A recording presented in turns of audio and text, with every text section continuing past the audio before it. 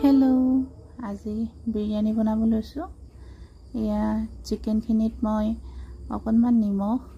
আৰু নেমু চেপি দিছো মেৰিনেট কৰিম ইয়াক প্ৰায় 1 ঘণ্টা মানৰ কাৰণে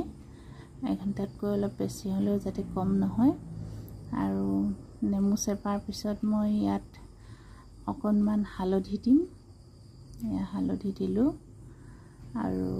অকনমান মছলাও দিব পাৰে আপোনালোকে এই মছলা অকনো দি দিছো মই মিট মছলা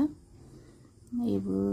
আৰু অলপ ইয়াৰ পিছত আদা নহৰু পেষ্ট দিম এইখিনি মই মিক্সিতে মাৰি লৈছিলো আৰু মিক্সিত মাৰি ললে খুব মিহি হয় যেতিয়া মেৰিনেট কৰিবলৈ ভাল হয় ইয়াত আৰু অকন আদা নহৰু দি দিছো যাতে সুন্দৰকৈ মেৰিনেট হয় আৰু এয়া অকনমান মই চিকেন ফ্ৰাই বনাম চিকেন পকোৰা আৰু তাৰ কাৰণে মই অকনমান দুটুপাল ফুড কালাৰ ইয়া পিঠাগুৰি ময়দা এনেদৰে দি পিনে এইখিনি মেৰিনেট হ'বলৈ দিছো আৰু দুভাগকে থৈছো আমাৰ জ্ঞানমে যাতে খাব নোৱাৰে জ্বলা আৰু ইয়া পিয়াজখিনি মই কাটি লোৱাৰ পিছত এনেদৰে মুহাই দিছো যাতে এৰি পৰে মানে লাগি থাকে নাথাকে এনেদৰে কৰিলে বিৰিয়ানী পিয়াজবোৰ ফ্ৰাই কৰিবলৈ ভাল হয় এয়া মই ৰিফাইন তেলতে বনাইছো পিয়াজখিনি এতিয়া মই ভালদৰে ফ্ৰাই কৰি লম আৰু সুন্দৰ সুনুৱালি ৰং নোহোৱালৈকে মই এইখিনি ভাজি থাকিম ধুনিয়াকে ইয়াত মন কৰিব লাগিব অলপমান ৰঙা হলে নমাব লাগিব এইখিনিত এইটো পেনত মই চিকেন পকোৰা বনাম ইয়াতো মই ৰিফাইন অকন আৰু মিঠাতেল অকন দিম এয়া মিঠাতেল অকন দিলো আৰু এইখিনি গৰম হোৱালৈকে ইয়া দেখিছেনে পিয়াজখিনি ফ্ৰাই হৈ আছে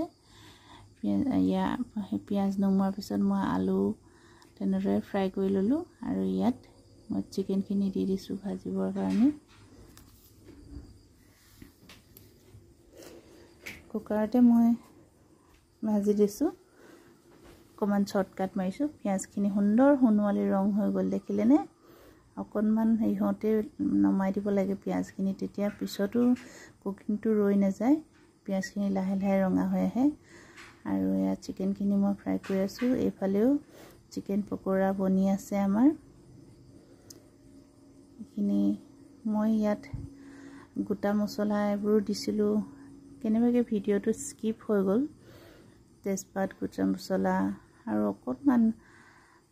ঘি দি দিম মই সেন্টৰ বাবে আৰু ইয়া তিয়াই থোৱা ৰাইচখিনি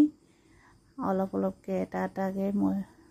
পাৰ্টকে এটা বেটছ দি যাম আৰু তাত দুটুকুৰামান চিকেন আৰু